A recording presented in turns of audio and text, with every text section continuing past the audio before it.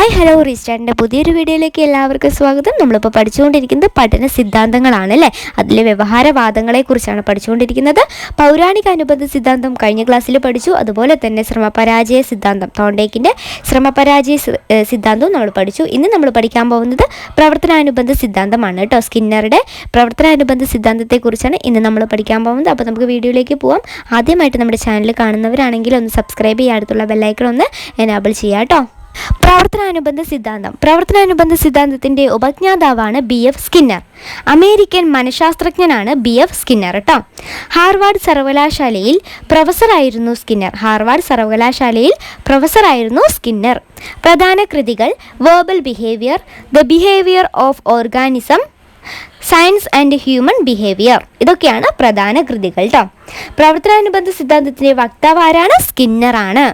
ഈ ഒരു വീഡിയോൻ്റെ ലെങ്ത്ത് കൂടുതലാവും, അതുകൊണ്ട് ഞാൻ റിപ്പീറ്റഡ് ആയിട്ട് പറയുന്നില്ല. നിങ്ങൾക്ക് കാര്യങ്ങൾ കേൾക്കുമ്പോൾ കാണുമ്പോൾ ഒക്കെ മനസ്സിലാവുമെന്ന് വിചാരിക്കുന്നു. മനസ്സിലാവാത്തവരാണെങ്കിൽ ഒന്നുകൂടി പോസ് ചെയ്തിട്ട് വായിച്ച് നോക്കുക. ഓക്കെ.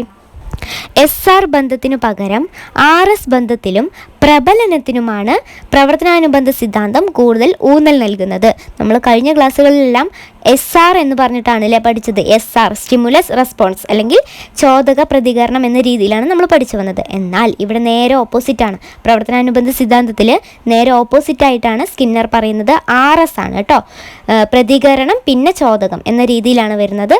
RS ബന്ധത്തിലും അതുപോലെ തന്നെ പ്രബലനത്തിനുമാണ് ഇവിടെ ഊന്നൽ നൽകുന്നത്. പ്രതികരണം, ചോദകം, പ്രബലനം എന്ന ക്രമത്തിലാണ് പഠന പ്രക്രിയ നടക്കുന്നത് എന്നാണ് സ്കിന്നർ പറയുന്നത്. എങ്ങനെയാണ്? ഈ ഓർഡർ കറക്റ്റായിട്ട് പഠിച്ചു വെച്ചോളൂ, ഇത് ചോദിച്ചിട്ടുണ്ട്. പ്രതികരണം, ചോദകം, പ്രബലനം എന്ന ക്രമത്തിലാണ് പഠന പ്രക്രിയ നടക്കുന്നത് കേട്ടോ. വിശക്കുന്ന എലി, പ്രാവ് തുടങ്ങിയവയെ കൂട്ടിലിട്ട് പരീക്ഷണം നടത്തിയത് ആരാണ്? സ്കിന്നറാണ് കേട്ടോ. സ്കിന്നറാണ് വിശക്കുന്ന എലിയെയും പ്രാവിനെയൊക്കെ കൂട്ടിലിട്ട് പരീക്ഷണം നടത്തിയത്. ഓക്കെ. ശ്രമപരാജയ സിദ്ധാന്തം അല്ലെങ്കിൽ ബന്ധസിദ്ധാന്തത്തിൽ തോണ്ടേക്ക് പൂച്ചയെ വെച്ചിട്ടാണ് അല്ലേ, പ്രശ്നപേടകത്തിലെ പൂച്ചയെ വെച്ചിട്ടാണ് പരീക്ഷണം നടത്തിയത്. അതുപോലെ തന്നെ പൗരാണിക അനുബന്ധ സിദ്ധാന്തത്തിൽ പാവ്ലോ ആരിനെയാണ്? പട്ടിയെ വെച്ചിട്ടാണ് പരീക്ഷണം നടത്തിയത്. എന്നാൽ നമ്മുടെ സ്കിന്നർ പ്രവർത്തനാനുബന്ധ സിദ്ധാന്തത്തിൽ സ്കിന്നർ ആരെയൊക്കെയാണ് വെച്ചത്?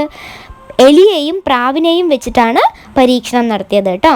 ഇനി നമുക്ക് സ്കിന്നറുടെ പരീക്ഷണത്തെക്കുറിച്ച് നോക്കാം. വിശക്കുന്ന ഒരു എലിയെ പെട്ടിയിലാക്കുന്നു. പെട്ടിക്കുള്ളിലെ ലിവറിൽ അമർത്തിയാൽ അല്പം ആഹാരം കിട്ടുന്ന സംവിധാനവും ഉണ്ടാക്കി. പെട്ടിയിൽ സഞ്ചരിക്കുന്ന എലി യാദൃശ്ചികമായി ലിവറിൽ അമർത്തുകയും ഭക്ഷണം ലഭിക്കുകയും ചെയ്തു.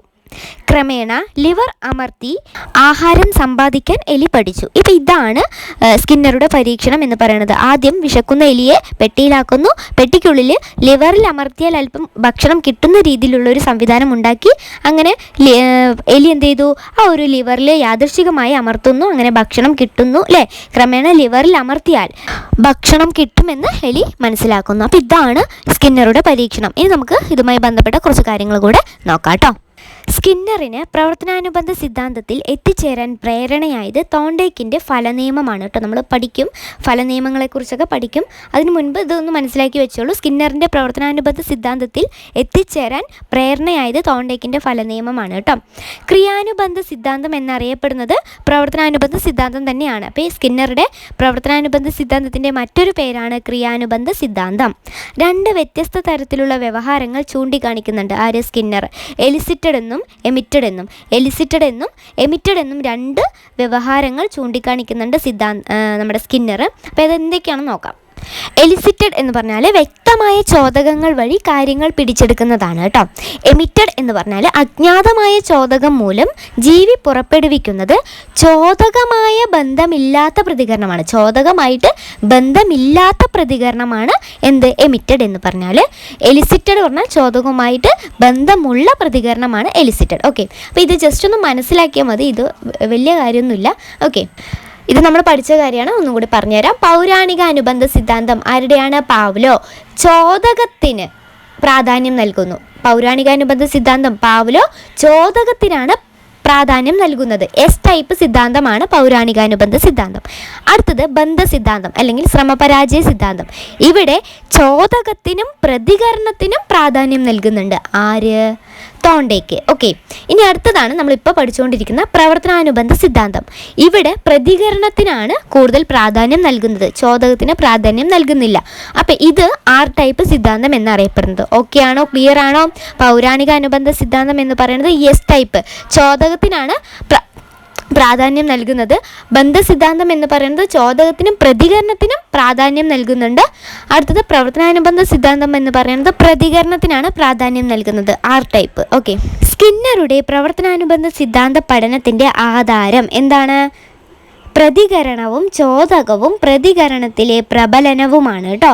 പ്രതികരണവും ചോദകവും പ്രതികരണത്തിലെ പ്രബലനവുമാണ് പ്രവർത്തനാനുബന്ധ സിദ്ധാന്ത പഠനത്തിൻ്റെ ആധാരം എന്ന് പറയുന്നത്. ഓക്കെ, സ്കിന്നറുടെ സിദ്ധാന്തത്തിൻ്റെ കേന്ദ്ര ബിന്ദു എന്ന് പറയുന്നത് പ്രബലനമാണ് കേട്ടോ. സ്കിന്നറുടെ സിദ്ധാന്തത്തിൻ്റെ കേന്ദ്ര ബിന്ദു ഏതാണ്? പ്രബലനമാണ്. ആർ ടൈപ്പ് കണ്ടീഷനിങ് എന്നറിയപ്പെടുന്നത് പ്രവർത്തനാനുബന്ധ സിദ്ധാന്തമാണ്. ആർ ടൈപ്പ് കണ്ടീഷനിങ് എന്ന് പറയുന്നത് എന്താണ്? പ്രവർത്തനാനുബന്ധ സിദ്ധാന്തമാണ്. സ്കിന്നറുടെ സിദ്ധാന്തത്തിൻ്റെ കേന്ദ്ര ബിന്ദു എന്ന് പറയുന്നത് പ്രബലനമാണ് കേട്ടോ. വാചികമായ സ്വഭാവങ്ങളുടെ വിശകലനത്തിലൂടെ വിദ്യാഭ്യാസം മെച്ചപ്പെടുത്താമെന്ന് അഭിപ്രായപ്പെട്ടത് ആരാണ്? സ്കിന്നറാണ് കേട്ടോ. വാചികമായ സ്വഭാവങ്ങളുടെ വിശകലനത്തിലൂടെ വിദ്യാഭ്യാസം മെച്ചപ്പെടുത്താമെന്ന് അഭിപ്രായപ്പെട്ടത് സ്കിന്നറാണ്. അടുത്തത് ഓപ്പറൻറ്റ്. എന്താണ് ഓപ്പറൻറ്റ്? ഏതെങ്കിലും ഒരു പ്രവൃത്തിയിൽ ഏർപ്പെടുന്ന വ്യക്തിയെ അതുമായി ബന്ധപ്പെട്ട അനുബന്ധനത്തിന് വിധേയമാക്കുന്ന പ്രവൃത്തി. അതായത് ഏതെങ്കിലും ഒരു പ്രവൃത്തിയിൽ ഏർപ്പെടുന്ന വ്യക്തിയെ അനുബന്ധന പഠനം എന്ന് പറഞ്ഞാൽ എന്താണ്? കൃത്രിമ ചോദകം സ്വാഭാവിക ചോദകവുമായി ബന്ധപ്പെടുത്തിയുള്ള പഠനമില്ലേ, അതാണ് അനുബന്ധന പഠനം. അപ്പോൾ ഈ ഒരു അനുബന്ധന പഠനത്തിന് വിധേയമാക്കുന്ന പ്രവൃത്തിയാണ് ഓപ്പറൻറ്റ് എന്ന് പറയുന്നത്. ഓക്കെ, ഇത് യാദൃശ്ചികമായി നടക്കുന്നതാണ് കേട്ടോ. പരിക്രമീകൃത ബോധനം പ്രോഗ്രസ് ഇൻസ്പെക്ഷൻ രൂപപ്പെടുത്തിയത് ഏത് പഠന സിദ്ധാന്തത്തെ അടിസ്ഥാനമാക്കിയാണ്? ഏത് പഠന സിദ്ധാന്തത്തെ അടിസ്ഥാനമാക്കിയാണ് പരിക്രമീകൃത ബോധനം രൂപപ്പെടുത്തിയത്? ഏതാണ്? ഓപ്പറൻറ്റ് കണ്ടീഷനിങ് കേട്ടോ. ഓപ്പറൻറ്റ് കണ്ടീഷനിങ്ങിനെ അടിസ്ഥാനമാക്കിയിട്ടാണ് പരിക്രമീകൃത ബോധനം രൂപപ്പെടുത്തിയത്. ഓക്കെ, എന്താണ് പ്രബലനം? ഇനി പ്രബലനം എന്താണെന്ന് നമുക്ക് നോക്കാം. നമ്മൾ നേരത്തെ പറഞ്ഞിരുന്നു സ്കിന്നറുടെ സിദ്ധാന്തത്തിൻ്റെ കേന്ദ്ര ബിന്ദുവാണ് പ്രബലനം എന്നല്ലേ. അഭിലഷണീയമായ പ്രതികരണത്തിന് ഉടൻ തന്നെ ചോദകം നൽകുന്ന പ്രക്രിയയാണ് പ്രബലനം എന്ന് പറയുന്നത് കേട്ടോ. അഭിലഷണീയമായ പ്രതികരണത്തിന് ഉടൻ തന്നെ ചോദകം നൽകുന്ന പ്രക്രിയയാണ് പ്രബലനം. ഓക്കെ, അനുബന്ധനത്തിൻ്റെ സവിശേഷ വശമാണ് പ്രബലനം. അനുബന്ധനത്തിൻ്റെ സവിശേഷ വശമാണ് പ്രബലനം. ഓക്കെ, സ്കിന്നറുടെ സിദ്ധാന്തം അറിയപ്പെടുന്നത് പ്രബലന സിദ്ധാന്തം എന്ന പേരിലാണ് കേട്ടോ. സ്കിന്നറുടെ സിദ്ധാന്തം അറിയപ്പെടുന്നത് എങ്ങനെയാണ്? പ്രബലന സിദ്ധാന്തം എന്ന പേരിലാണ്. പ്രബലനം വഴി പരിവർത്തനം ചെയ്യപ്പെട്ടതാണ് ഓപ്പറൻറ്റുകൾ. എന്താണ്? പ്രബലനം വഴി പരിവർത്തനം ചെയ്യപ്പെട്ടത് ഓപ്പറൻറ്റുകൾ. ഈ ഓപ്പറൻറ്റിനെ അടിസ്ഥാനമാക്കിയിട്ടാണ് പരിക്രമീകൃത ബോധനം രൂപപ്പെടുത്തിയത്. ഓക്കെ, ഇതൊരു കണക്ട് ചെയ്യാൻ പറ്റുന്നുണ്ടല്ലോ അല്ലേ. പ്രബലനം വഴിയാണ് ഓപ്പറൻറ്റുകൾ പരിവർത്തനം ചെയ്യപ്പെട്ടത്. ഈ ഓപ്പറൻറ്റുകൾ വഴിയാണ് പരിക്രമീകൃത ബോധനം രൂപപ്പെട്ടത്. ഓക്കെ അല്ലേ. ധനപ്രബലനം. ഒരു ചോദകത്തിൻ്റെ സാന്നിധ്യം പ്രതികരണത്തിൻ്റെ ആവൃത്തി കൂട്ടുന്നുവെങ്കിൽ അതെന്താണ്? ധനപ്രബലനമാണ്. അപ്പോൾ ധനപ്രബലനം എന്ന് പറഞ്ഞാൽ ഒരു ചോദകത്തിൻ്റെ സാന്നിധ്യം പ്രതികരണത്തിൻ്റെ ആവൃത്തി കൂട്ടുന്നുവെങ്കിൽ അത് ധനപ്രബലനമാണ് കേട്ടോ. ഇതിൻ്റെ കൂടുതലായിട്ടുള്ള കാര്യങ്ങൾ നമ്മൾ പഠിക്കും. അതിനു മുൻപ് ഓപ്പറൻറ്റിംഗ് കണ്ടീഷനിങ് എന്താണെന്ന് നമുക്കൊന്നും കൂടി നോക്കാം. പരിക്രമീകൃത ബോധനം രൂപപ്പെടുത്തിയത് ഓപ്പറൻറ്റിംഗ് കണ്ടീഷനിങ് സിദ്ധാന്തത്തിൻ്റെ അടിസ്ഥാനമാക്കിയാണ്. എന്താണ്? പരിക്രമീകൃത ബോധനം രൂപപ്പെടുത്തിയത് ഓപ്പറൻറ്റ് കണ്ടീഷനിങ് സിദ്ധാന്തത്തെ അടിസ്ഥാനമാക്കിയാണ്. ഇതും കൂടെ ഒന്ന് ഓർത്ത് വെക്കണേ. പ്രബലനത്തെ രണ്ടായി തരംതിരിക്കുന്നുണ്ട്. ധനപ്രബലനമെന്നും ഋണപ്രബലനമെന്നും. പോസിറ്റീവ് റീഇൻഫോഴ്സ്മെൻ്റ് എന്നും നെഗറ്റീവ് റീഇൻഫോഴ്സ്മെൻ്റ് എന്നും. എന്താണ് ധനപ്രബലനം? നോക്കാം.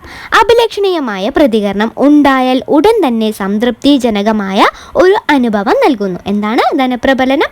അഭിലഷണീയമായ പ്രതികരണം ഉണ്ടായാൽ ഉടൻ തന്നെ സംതൃപ്തിജനകമായ ഒരു അനുഭവം നൽകുന്നു. ഫോർ എക്സാമ്പിൾ, കുട്ടി എന്തെങ്കിലും ഒരു നല്ല കാര്യം ചെയ്യുമ്പോൾ അധ്യാപകൻ്റെ ഒരു പുഞ്ചിരിയോ പ്രശംസയോ തലോടലോ സമ്മാനം നൽകുകയോ ആനുകൂല്യം നൽകുകയൊക്കെ ചെയ്താൽ അത് ധനപ്രബലനമാണ് കേട്ടോ.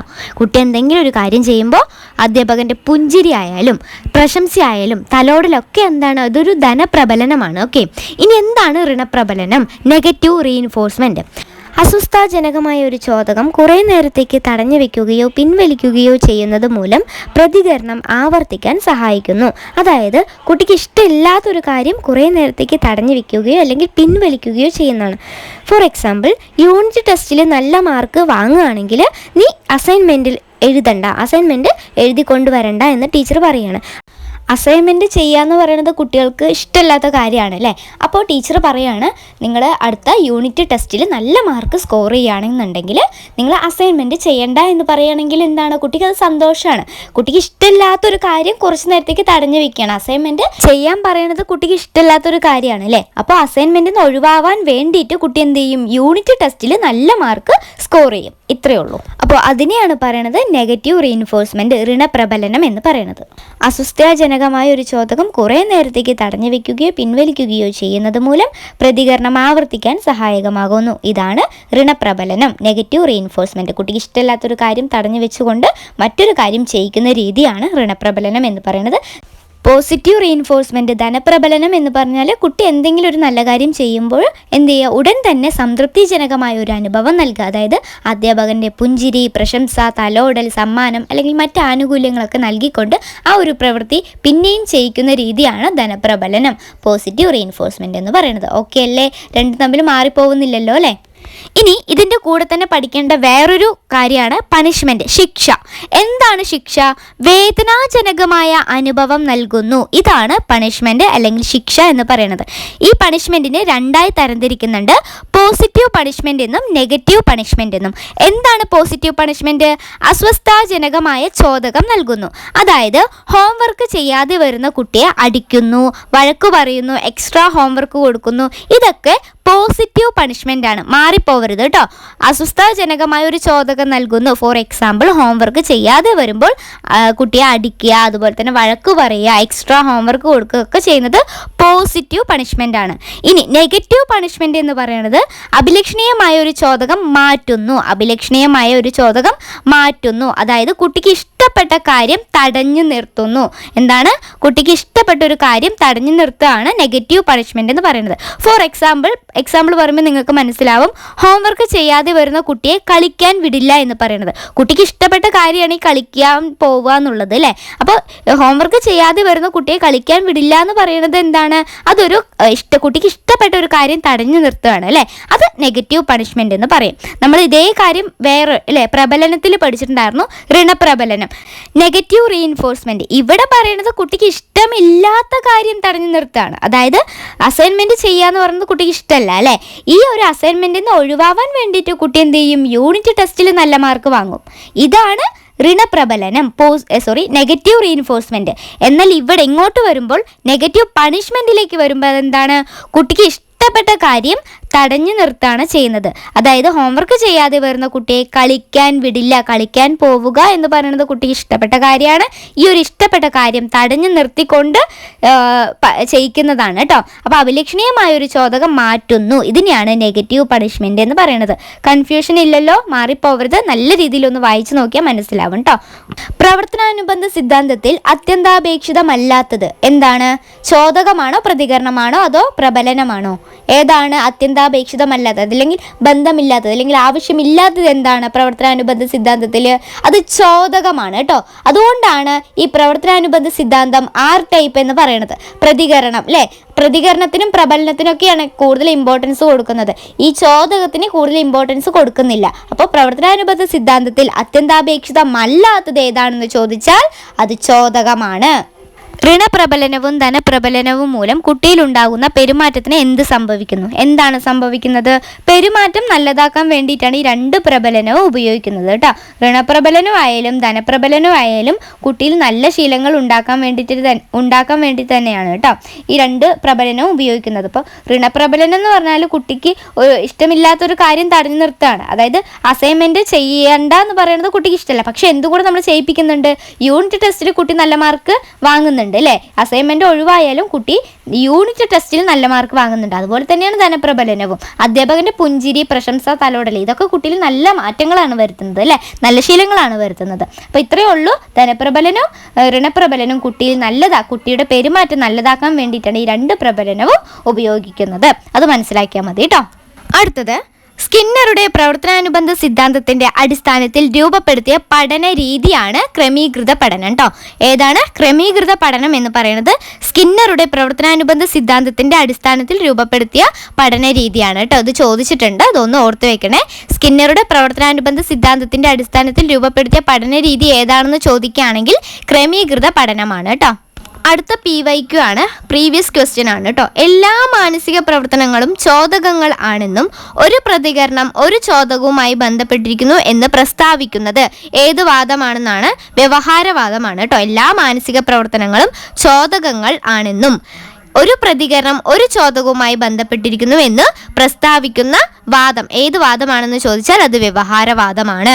പൗരാണിക അനുബന്ധ സിദ്ധാന്തം, പാവ്ലോവിന്റെ പൗരാണിക അനുബന്ധ സിദ്ധാന്തം ഏത് ടൈപ്പ് അനുബന്ധം എന്നാണ് അറിയപ്പെടുന്നത്? R ടൈപ്പാണോ S ടൈപ്പാണോ? S ടൈപ്പാണ് അല്ലേ, ചോദകമാണ്. S ടൈപ്പ് അനുബന്ധമാണ് പൗരാണിക അനുബന്ധ സിദ്ധാന്തം എന്നറിയപ്പെടുന്നത്. ഓക്കെ അല്ലേ? പൗരാണിക അനുബന്ധ സിദ്ധാന്തം അറിയപ്പെടുന്നത് എങ്ങനെയാണ്? S ടൈപ്പ് അനുബന്ധം എന്നാണ് കേട്ടോ. അടുത്തൊരു ക്വസ്റ്റ്യൻ ഒന്ന് ഓർത്ത് വെച്ചോളൂ, ഞാൻ ഇതിൽ ആഡ് ആക്കിയിട്ടില്ല, ജസ്റ്റ് ഒന്ന് വായിച്ചു തരാം. ഒരു കാർഡിൻ്റെ ഒരു വശത്ത് മാമ്പഴത്തിൻ്റെ ചിത്രവും മറുവശത്ത് മാംഗോ എന്നും എഴുതി. ഒരു പഠനോപകരണം ടീച്ചർ ക്ലാസ്സിൽ ഉപയോഗിക്കുന്നു. ഈ പഠനോപകരണം ഏത് പഠന സിദ്ധാന്തത്തിൻ്റെ അടിസ്ഥാനത്തിൽ തയ്യാറാക്കിയതാണ്? നമ്മൾ കഴിഞ്ഞ ക്ലാസ്സുകളിൽ പഠിച്ചിട്ടുണ്ടായിരുന്നു ചിത്രപഥ കാർഡ് അല്ലേ. ഈ ഒരു കാർഡ് നമ്മൾ ഏത് വ്യവഹാര സിദ്ധാന്തവുമായിട്ട് ബന്ധപ്പെട്ടതാണ്? അനുബന്ധ സിദ്ധാന്തം എന്ന് നമ്മൾ കഴിഞ്ഞ ക്ലാസ്സിൽ പഠിച്ചിട്ടുണ്ടായിരുന്നു. ചിത്രപഥ കാർഡുകൾ ഉപയോഗിച്ചാൽ അതെന്താണ്? അനുബന്ധ സിദ്ധാന്തമാണ് കേട്ടോ. അപ്പോൾ ഒരു കാർഡിൻ്റെ ഒരു വശത്ത് മാംഗോൻ്റെ ചിത്രവും മറുവശത്ത് മാംഗോ എന്ന് എഴുതിയ ചിത്രവും കാണിക്കുന്നു. ഈ ഒരു പഠന ഉപകരണം ഏത് സിദ്ധാന്തത്തിൻ്റെ അടിസ്ഥാനത്തിലാണെന്ന് ചോദിച്ചാൽ അത് അനുബന്ധ സിദ്ധാന്തമാണ്. ജസ്റ്റ് ഒന്ന് ഓർത്ത് വെച്ചാൽ മതി, ചോദിച്ചിട്ടുള്ളതാണ്. ജസ്റ്റ് ഒന്ന് വായിച്ചു തന്നേ ഉള്ളൂ കേട്ടോ. മൂന്നാമത്തെ ക്വസ്റ്റ്യൻ, വ്യവഹാരവാദം മുന്നോട്ട് വെച്ച വിദ്യാഭ്യാസ കാഴ്ചപ്പാടുകൾ എന്തൊക്കെയാണെന്നാണ്? പഠനം രേഖീയ പ്രക്രിയയാണെന്ന് പറയുന്നുണ്ട്. ബാഹ്യ പ്രേരണകളാണ് പഠനത്തിലേക്ക് നയിക്കുന്നത് എന്നും കൂടെ വ്യവഹാരവാദം മുന്നോട്ട് വെക്കുന്നുണ്ട് കേട്ടോ. എന്തൊക്കെയാണ്? പഠനം രേഖീയ പ്രക്രിയയാണെന്ന് പറയുന്നുണ്ട്, ബാഹ്യ പ്രേരണകളാണ് പഠനത്തിലേക്ക് നയിക്കുന്നത് എന്നും വ്യവഹാരവാദം മുന്നോട്ട് വെച്ച വിദ്യാഭ്യാസ കാഴ്ചപ്പാടുകളാണ് കേട്ടോ. 3 അടിസ്ഥാന പഠന നിയമങ്ങളെ പഠന നിയമത്രയം എന്ന് വിളിക്കുന്നു. ഏതാണ് ഈ പഠന നിയമത്രയം? ഫലനിയമം, സന്നദ്ധതാ നിയമം, അഭ്യാസ നിയമം. ഈ 3 ചേർത്തിട്ടാണ് പഠന നിയമത്രയം എന്ന് പറയുന്നത് കേട്ടോ. ഇതിൻ്റെ ഡീറ്റെയിൽ ആയിട്ട് നമ്മൾ പഠിക്കും ഈ ഒരു ക്ലാസ്സിൽ തന്നെ. ജസ്റ്റ് ഇപ്പോൾ ഒന്ന് പറഞ്ഞു എന്നേ ഉള്ളൂ. പരിശീലനം കൊണ്ട് ബന്ധത്തിനുണ്ടാവുന്ന ശക്തിയെ എന്ത് വിളിക്കുന്നു? പ്രയോഗ നിയമം എന്ന് പറയുന്നു കേട്ടോ. പരിശീലനം, ട്രെയിനിങ് കൊണ്ട് ബന്ധത്തിനുണ്ടാവുന്ന ശക്തിയെ എന്ത് വിളിക്കുന്നു? പ്രയോഗ നിയമം എന്ന് പറയുന്നു. അഭ്യാസത്തിൻ്റെ അഭാവത്തിൽ ബന്ധത്തിനുണ്ടാകുന്ന ശക്തി കുറവിനെ എന്ത് വിളിക്കുന്നു? പ്രയോഗരാഹിത്യ നിയമം എന്ന് പറയുന്നു. പരിശീലനം കൊണ്ട് ബന്ധത്തിനുണ്ടാകുന്ന ശക്തിയെ പ്രയോഗ നിയമമെന്നും പരിശീലനം ഇല്ലാതെ ബന്ധത്തിലുണ്ടാവുന്ന ശക്തി കുറവിനെ പ്രയോഗരാഹിത്യ നിയമം എന്ന് പറയുന്നു കേട്ടോ. നമ്മൾ പറഞ്ഞിരുന്നു ഏതൊരു പ്രവർത്തനം ചെയ്യുമ്പോഴും നമുക്കൊരു സന്നദ്ധത ഉണ്ടാവണം എന്ന് പറഞ്ഞു അല്ലേ. ഈ പഠന സന്നദ്ധത ഉണ്ടാക്കാൻ നമുക്ക് എന്തൊക്കെ ചെയ്യാം? ചിന്തയെ ഉത്തേജിപ്പിക്കുന്ന ചോദ്യങ്ങൾ ചോദിക്കണം, അതുപോലെ തന്നെ ദൃശ്യ പാഠ്യ ഉപകരണങ്ങളുടെ ഉപയോഗം, ചർച്ചകൾ സംഘടിപ്പിക്കണം. ഇതൊക്കെ ചെയ്താൽ നമുക്ക് പഠന സന്നദ്ധത ഉണ്ടാക്കാം കേട്ടോ. എന്തൊക്കെയാണ്? ചിന്തയെ ഉത്തേജിപ്പിക്കുന്ന ചോദ്യങ്ങൾ ചോദിക്കാം, ദൃശ്യ പാഠ്യ ഉപകരണങ്ങൾ ഉപയോഗിക്കാം, ചർച്ചകൾ സംഘടിപ്പിക്കാം. ഓക്കെ, വ്യവഹാരവാദവുമായി ബന്ധപ്പെട്ടിട്ടുള്ള പഠന നിയമങ്ങൾ ഏതൊക്കെയാണെന്നാണ് ചോദിക്കുന്നത്. നമ്മൾ നേരത്തെ പറഞ്ഞിരുന്നു 3 അടിസ്ഥാന പഠന നിയമങ്ങളെ പഠന നിയമത്രയം എന്ന് വിളിക്കുന്നുണ്ടെന്ന് പറഞ്ഞു അല്ലേ. ഇത് തന്നെയാണ് വ്യവഹാരവാദവുമായി ബന്ധപ്പെട്ടിട്ടുള്ള പഠന നിയമങ്ങൾ കേട്ടോ. ഏതൊക്കെയാണ്? ഫലനിയമം, സന്നദ്ധതാ നിയമം, അഭ്യാസ നിയമം. ഏതൊക്കെയാണ്? ഫലനിയമം, സന്നദ്ധതാ നിയമം, അഭ്യാസ നിയമം. വിജയത്തെ പോലെ വിജയിക്കുന്ന മറ്റൊന്നില്ല. തോണ്ടേക്കിൻ്റെ ഏത് സിദ്ധാന്തമാണ് ഈ പ്രസ്താവനയെ പിന്താങ്ങുന്നത്? ഏതാണ് പ്രസ്താവന? വിജയത്തെ പോലെ വിജയിക്കുന്ന മറ്റൊന്നില്ല എന്ന് പറയുന്നത് തോണ്ടേക്കിൻ്റെ ഏത് സിദ്ധാന്തമാണ് ഈ പ്രസ്താവനയെ പിന്താങ്ങുന്നത്? ഫലനിയമമാണ് കേട്ടോ. ഫലനിയമം അല്ലെങ്കിൽ പരിണാമ നിയമം എന്നും പറയപ്പെടുന്നുണ്ട്. ഓക്കെ, അടുത്ത ക്വസ്റ്റ്യൻ ചോദിച്ചിട്ടുള്ളതാണ്, PYQ ആണ് കേട്ടത്. പുതിയ സ്കൂളിലേക്ക് മാറിയെങ്കിലും അശോകൻ പലപ്പോഴും പഴയ സ്കൂളിലെ ഓർമ്മകൾ വെച്ച് അവിടത്തെ പോലെ പെരുമാറിപ്പോയി. തോണ്ടേക്കിൻ്റെ ഏത് പഠന സിദ്ധാന്തമാണ് ഈ പ്രതിഭാസത്തെ വിശദീകരിക്കുന്നത്? ഏതാണ്? സാമ്യ പ്രതികരണ നിയമമാണ് കേട്ടോ. പുതിയ സ്കൂളിലേക്ക് മാറിയെങ്കിലും അശോകൻ പലപ്പോഴും പഴയ സ്കൂളിലെ ഓർമ്മകൾ വെച്ച് അവിടത്തെ പോലെ പെരുമാറിപ്പോയി. തോണ്ടേക്കിൻ്റെ ഏത് പഠന സിദ്ധാന്തമാണ് ഈ പ്രതിഭാസത്തെ വിശദീകരിക്കുന്നത് എന്ന് ചോദിച്ചാൽ ആൻസറായിട്ട് വരുന്നത് സാമ്യ പ്രതികരണ നിയമമാണ് കേട്ടോ. അടുത്ത ക്വസ്റ്റ്യൻ, പഠിതാവ് പഠന സന്ദർഭത്തോട് സ്വയം തിരഞ്ഞെടുത്ത ശൈലിയിൽ പ്രതികരിക്കുന്നത്. നമ്മൾ പഠിച്ചിട്ടുള്ളതാണ്. പഠിതാവ് പഠന സന്ദർഭത്തോട് സ്വയം തിരഞ്ഞെടുത്ത ശൈലിയിൽ പ്രതികരിക്കുന്നത് എന്താണ്? ഘടകങ്ങളുടെ പ്രഭാവ നിയമം. കഴിഞ്ഞ ക്ലാസ്സിൽ പഠിച്ചതാണ് ഘടകങ്ങളുടെ പ്രഭാവ നിയമം കേട്ടോ. അടുത്ത ക്വസ്റ്റ്യൻ, ക്ലാസ്സിൽ പഠിപ്പിക്കുമ്പോൾ ഒരു പാഠം അവതരിപ്പിക്കുന്നതിനുള്ള ഘട്ടം ഏത് പഠന നിയമത്തെ അടിസ്ഥാനമാക്കിയിട്ടുള്ളതാണ്? നമുക്കറിയാം, ഏത് കാര്യം ചെയ്യുമ്പോഴും നമുക്ക് എന്തുണ്ടായിരിക്കണം? താല്പര്യം അല്ലെങ്കിൽ സന്നദ്ധത ഉണ്ടായിരിക്കണം അല്ലേ? താല്പര്യം അല്ലെങ്കിൽ സന്നദ്ധത ഉണ്ടെങ്കിൽ മാത്രമാണ് ക്ലാസ്സിൽ എന്ത് കാര്യം പഠിപ്പിക്കുമ്പോഴും അത് കുട്ടികളിലേക്ക് എത്തുള്ളൂ. അതില്ലാതെ നമ്മൾ പഠിപ്പിച്ചതുകൊണ്ട് കാര്യമില്ല അല്ലേ? അപ്പോൾ അതാ പറയുന്നത്, ക്ലാസ്സിൽ പഠിപ്പിക്കുമ്പോൾ ഒരു പാഠം അവതരിപ്പിക്കുന്നതിനുള്ള ഫസ്റ്റ് ഘട്ടം എന്ന് പറയുന്നത് എന്താണ്? സന്നദ്ധതാ നിയമമാണ് കേട്ടോ, സന്നദ്ധതാ നിയമം. അടുത്തത് ചോദിച്ചിട്ടുള്ള ക്വസ്റ്റ്യൻ ആണ്, തോണ്ടേക്കിൻ്റെ ഫലനിയമത്തിൻ്റെ ഭാഗമായവ അതെന്താണ്? തോണ്ടേക്കിൻ്റെ ഫലനിയമത്തിൻ്റെ ഭാഗമായവ ഏതാണെന്ന് ചോദിക്കുകയാണെങ്കിൽ അതിൻ്റെ ആൻസർ ആയിട്ട് വരുന്നത് ബലപ്പെടുത്തലുകളോടെയുള്ള പെരുമാറ്റങ്ങൾ ഭാവിയിൽ വീണ്ടും ഉണ്ടാകാനുള്ള സാധ്യത കൂടുതലാണ്. ബലപ്പെടുത്തലുകളോടെയുള്ള പെരുമാറ്റങ്ങൾ എന്താണ്? ഭാവിയിൽ വീണ്ടും ഉണ്ടാകാനുള്ള സാധ്യത കൂടുതലാണ് എന്നാണ് തോണ്ടേക്കിൻ്റെ ഫലനിയമത്തിൻ്റെ ഭാഗമായിട്ട് പറയുന്നത് കേട്ടോ. അഭ്യാസ നിയമത്തെ രണ്ടായി തരംതിരിക്കുന്നുണ്ട്. പ്രയോഗ നിയമമെന്നും പ്രയോഗരാഹിത്യ നിയമമെന്നും രണ്ടായി തരംതിരിക്കുന്നുണ്ട് കേട്ടോ. നമ്മൾ കുറച്ച് മുൻപ് പറഞ്ഞേ ഉള്ളൂ. എന്താണ് പ്രയോഗ നിയമം? പരിശീലനം കൊണ്ട് ബന്ധത്തിനുണ്ടാകുന്ന ശക്തിയെ നമ്മൾ എന്ത് വിളിക്കുന്നു? പ്രയോഗ നിയമം എന്ന് പറയുന്നു. പ്രയോഗരാഹിത്യ നിയമം എന്ന് പറഞ്ഞാൽ അഭ്യാസത്തിൻ്റെ അഭാവത്തിൽ ബന്ധത്തിനുണ്ടാകുന്ന ശക്തി കുറവിനെ അല്ലേ, അതായത് പരിശീലനം ഇല്ലാതെ ബന്ധത്തിനുണ്ടാകുന്ന ശക്തി കുറവിനെ നമ്മൾ എന്ത് വിളിക്കുന്നു? പ്രയോഗരാഹിത്യ നിയമം എന്നും പറയുന്നു. അടുത്തത് തോണ്ടേക്കിൻ്റെ പഠന നിയമങ്ങൾ.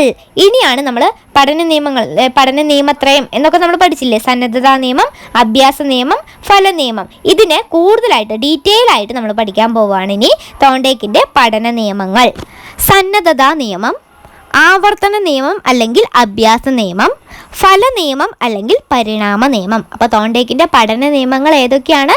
സന്നദ്ധതാ നിയമം, അഭ്യാസ നിയമം അല്ലെങ്കിൽ ആവർത്തന നിയമം, ഫല നിയമം അല്ലെങ്കിൽ പരിണാമ നിയമം. ഈ 3 നിയമങ്ങളെ തോണ്ടേക്കിൻ്റെ പഠന നിയമത്രയം എന്ന് വിളിക്കുന്നു. ഇനി നമുക്കിതിനെ ഓരോന്നായിട്ട് നമുക്ക് നോക്കാം. എന്താണ് സന്നദ്ധതാ നിയമം? ഏതൊരു പ്രവർത്തനത്തിനും സന്നദ്ധത ആവശ്യമാണ്. ഒരാൾ സന്നദ്ധനായിരിക്കുമ്പോൾ പ്രവർത്തിക്കുന്നത് സംതൃപ്തിജനകമായിരിക്കും. അപ്പോൾ നമ്മൾ നേരത്തെ പറഞ്ഞ പോലെ തന്നെ ഏതൊരു പ്രവർത്തനത്തിനും എന്ത് വേണം? സന്നദ്ധത അല്ലേ, താല്പര്യം ഉണ്ടായിരിക്കണം. എങ്കിൽ മാത്രമാണ് അത് സംതൃപ്തിജനകമായിരിക്കുള്ളൂ, ആ ഒരു പ്രവൃത്തി സംതൃപ്തിജനകമായിരിക്കുള്ളൂ എന്നാണ് പറയുന്നത്.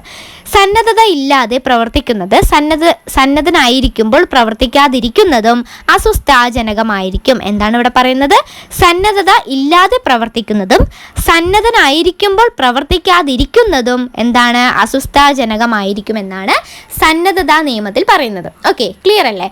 അടുത്തത് അഭ്യാസ നിയമം അല്ലെങ്കിൽ ആവർത്തന നിയമം.